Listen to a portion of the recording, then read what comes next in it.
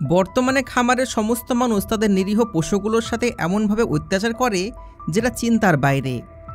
প্রাণীদের সাথে এরকম নিষ্ঠুর আচরণ শুরু হয়েছিল চায়না থেকে, কিন্তু এখন আমাদের দেশও পিছিয়ে নেই। বিদেশ যেমন আমেরিকা এবং চায়না থেকে বিশেষ প্রজাতির হাইব্রিড গরু আমাদের এই দিকে ট্রান্সফার করা হয়, আর এইগুলোকে অল্প সময়ে অনেক বেশি মোটাতাজা করার জন্য খুবই খারাপ উপাদান মিশিয়ে খাইয়ে এগুলোকে মোটাতাজা করে দিচ্ছে। এতদিন আমরা শুধু ভাবতাম যে গরু এবং ছাগলকে ইনজেকশন দিয়ে এরকম বডি বিল্ডার বানিয়ে দিচ্ছে, কিন্তু বন্ধুরা এটা শুনলে আপনি একদম চমকে যাবেন যখন জানতে পারবেন মানুষ পয়সার জন্য কত নিচে নেমে গেছে।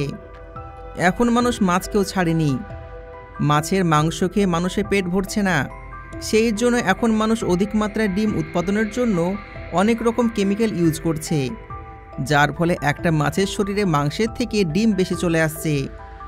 তো বন্ধুরা, আজকের ভিডিওতে আমি আপনাদের দেখাবো যে কিভাবে এই সমস্ত মাছগুলোকে পালন করা হয়, বড় করা হয় এবং এর ডিম কি করে বের করে ফ্যাক্টরিতে প্রসেস করে আমাদের ঘর পর্যন্ত পৌঁছানো হয়। তো চলুন শুরু করা যাক আজকের video. Fish egg farming and factory process. অধিক মাত্রায় মাছ থেকে ডিম উৎপাদন করার জন্য সবপ্রথমে পুকুর তৈরি করা হয়, আর এই বিশাল জলাশয়ের মধ্যে লবণ দেওয়া হয়। এই প্রসেসে নির্দিষ্ট কিছু প্রজাতির মাছ রেডি করা হয়। এই যে মাছটা দেখতে পাচ্ছেন এটার নাম হলো মুলেট রো। এদের পেট অনেক বড় হয়ে থাকে। এর সাথে এই মাছগুলোকে ক্রস ব্রিডিং সিস্টেমে বৈজ্ঞানিকরা আলাদাভাবে তৈরি করেছে। তো সব প্রথমে এই মাছের চারা নিয়ে আসা হয়, এরপর পুকুরে দেয়া হয়। 2 থেকে 6 মাসের মধ্যে এই মাছ অনেকটা বড় হয়ে যায়, কিন্তু পরিপূর্ণভাবে ডিম তৈরি হতে 1 বছর সময় লেগে যায়। এর মধ্যে মাছের পুকুরে মেডিসিন দেওয়া হয়, তার সাথে পানি যেন পরিষ্কার এবং স্বচ্ছ থাকে সেই জন্য প্রয়োজন মতন সার এবং চুন দেয়া হয়। এরপর একটা সময় পর যখন মাছের পেটে ডিম পরিপূর্ণ হয়ে যায় তখন মাছগুলোকে ধরে ফ্যাক্টরি পর্যন্ত নিয়ে আসা হয়। ফ্যাক্টরিতে নিয়ে আসার পর প্রথমে ওয়ার্কারের সাহায্যে ছুরি দিয়ে মাছের পেট কাটা হয়। এই মাছ যেহেতু শুধুমাত্র ডিম উৎপাদনের জন্য তৈরি করা হয়েছে সেই জন্য শুধুমাত্র এর ডিম নেওয়া হয়, আর মাছের শরীর নেওয়া হয় না। মাছের শরীর থেকে ডিম বের করে এগুলোকে ফেলে দেওয়া হয়। আসলে এই মাছের ডিমের স্বাদ, কিন্তু এই মাছ খেতে অতটা সুস্বাদু নয়। তবু অনেক অল্প দামে এই মাছ বিক্রি করা হয়। বর্তমানে এখন হাইব্রিড মাগুর মাছ চাষ করা হচ্ছে, আর সেই সমস্ত মাছগুলোকে খাওয়ানোর জন্য এই মাছের পেস্ট তৈরি করা হয়। তার সাথে মুরগির পেস্ট তৈরি করা হয়, মানে মুরগির পালক, আবর্জনা, নাড়ি ভুড়ি যে সমস্ত কিছু আছে সবগুলোকে পেস্ট করে মাগুর মাছকে খেতে দেয়া হয়। আর এর জন্য এই মাছের বডির চাহিদা অনেক বেশি। তো যাই হোক, ওটা তো হলো অন্য ব্যাপার। এখন আমরা এখানে আসি আর দেখে নিই মাছের ডিম বের করার পর কি করা হচ্ছে। এবার দ্বিতীয় পর্যায়ে পেটের ভেতর থেকে সমস্ত ডিমগুলো বের করা হয়। আর এই যে ডিমগুলো দেখতে পাচ্ছেন এগুলো একদম হলুদ কালারের আর দেখতেও অনেক চমৎকার। ঠিক এইভাবে তারা এক এক করে সমস্ত মাছের পেট থেকে ডিম বের করে নেয়। এরপর ডিমগুলোকে বরফের মধ্যে রেখে দেয়, কারণ ডিম বাইরে থাকলে নষ্ট হয়ে যাবে। এর জন্য এগুলোকে 3 ঘন্টার জন্য ঠান্ডা করা হয়। বন্ধুরা দেখছেন তো কত মোটা মোটা ডিম। এত মোটা মাছের ডিম কি আপনি এর আগে কখনো দেখেছেন? কমেন্টে জানাবেন। এতক্ষণে ডিমগুলো শক্ত হয়ে গেছে। এবার ডিমগুলোকে বের করে তারা ভালো করে পরিষ্কার করে নেয়। একবার পরিষ্কার করার পর ডিমগুলোকে অনেকদিন পর্যন্ত সংরক্ষণ করার জন্য লবণ দিয়ে ভালো করে মাখিয়ে নেওয়া হয়। এইভাবে সমস্ত ডিমগুলোতে লবণ মাখিয়ে নেওয়ার পর তারা একটা একটা করে সমস্ত ডিমগুলোকে কাঠের উপর রাখে, আর এইভাবে একটা কাঠের উপর আরেকটা কাঠ রেখে অনেক উঁচু করে দেয়। এবার কাঠগুলোর ওপর ভারী ভারী পাথর তুলে দেওয়া হয়। আসলে ভারী ভারী পাথর এই কারণে দেওয়া হয় যেন ডিমের ভেতর থেকে সমস্ত জল বেরোতে পারে। আসলে ডিমের ভেতর জল থাকলে ডিমগুলো নষ্ট হয়ে যাবে। এইভাবে ডিমগুলোকে 10 থেকে 15 দিন পর্যন্ত ফাঁকা রোদ্রে শুকানো হয়, আর এটাও এর জন্য করা হয় যেন ডিমগুলো অনেক বড় দেখতে লাগে। 10 দিন পর ডিমগুলো অনেকটা শুকিয়ে যায়। এবার উপরে যে লবণ দেওয়া ছিল সেই লবণটাকে ধোয়ার জন্য পানি দিয়ে ভালো করে ওয়াশ করা হয়। এবার এগুলো প্যাকেটে প্যাকিং করে বাজারে বিক্রি করা হয়। এই সমস্ত মুলেট রো বাজারে অনেক দামে বিক্রি হয়।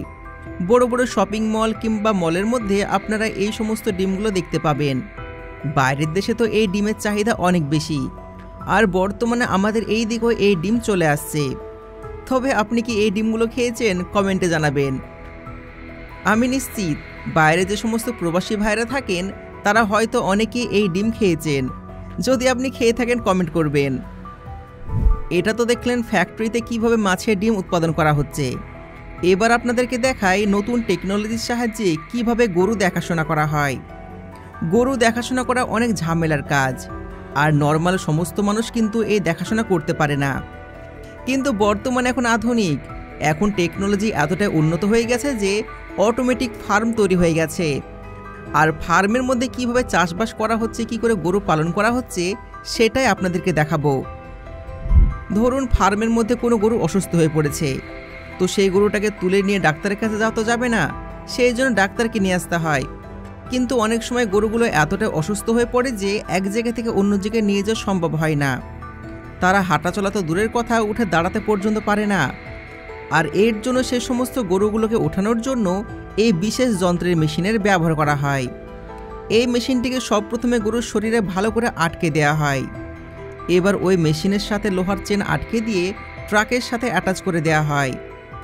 এবার এই মেশিন গরুটিকে খুবই সাবধানতার সাথে উঠিয়ে ট্রাকের মধ্যে লোড করে দেয়। আর ঠিক এইভাবে সহজেই অসুস্থ প্রাণীগুলোকে হাসপাতালে নিয়ে যাওয়া সম্ভব হয়। এবার আপনাদেরকে দেখায় আর একটা সিস্টেম, যার সাহায্যে অতিরিক্ত নোংরা হয়ে যাওয়া ভেড়াগুলোকে পরিষ্কার করা হয়। এই টেকনিকের সাহায্যে গরু, ভেড়া এবং অন্যান্য সমস্ত প্রাণীগুলোকে জীবাণুমুক্ত করা হয়। আসলে ভেড়া খুবই নোংরা প্রজাতির প্রাণী হয়ে থাকে, আর এদের শরীরে অতিরিক্ত লোম থাকার কারণে শরীর অনেকটা নোংরা আবর্জনাপূর্ণ হয়ে যায়। আর সেগুলোকে মানুষ দ্বারা হাত দিয়ে পরিষ্কার করা তো সম্ভব নয়।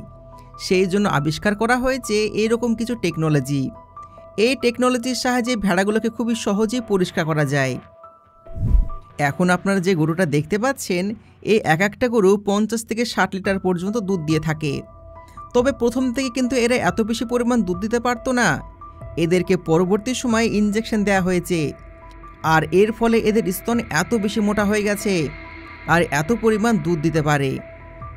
অনেকবার তো বেশি পরিমাণ ইনজেকশন দেওয়ার ফলে এদের শরীরে আলাদা রোগের সৃষ্টি হয়ে যায়। এর ফলে দুধ শরীরে যে কোনো অংশ দিয়ে বেরিয়ে যায়। অনেক সময় তো এরকম হয়ে যায়, গরু যদি হালকা করে পা কেটে দেয় সেখান থেকেও দুধ বেরিয়ে আসে। তবে বন্ধুরা, এইভাবে অতিরিক্ত দুধ উৎপাদনের জন্য গরুগুলোকে কি এইভাবে কষ্ট দেওয়া উচিত? এদের স্তন এতটাই মোটা এবং ভারী হয়ে যায় যে এর ওজনে এরা ঘোরাঘুরি করতে পারে না। শুধু এটাই নয়, এদেরকে হরমোনাল ইনজেকশন দেওয়া হয়, যার ফলে এই সমস্ত দুধ বিষাক্ত হয়ে যায়। আর ওগুলো যদি মানুষ খায় তাহলে মানুষও অসুস্থ হয়ে পড়ে। কিন্তু কিছু কিছু খামারের মালিকেরা অতিরিক্ত পয়সার লোভে এইভাবে গরুগুলোকে পালন করে। তবে এইভাবে গরুগুলোকে কি কষ্ট দেওয়া উচিত? আপনাদের মতামত অবশ্য কমেন্টে জানাবেন। আজ এ পর্যন্তই, দেখা হচ্ছে পরবর্তী ভিডিওতে। ধন্যবাদ।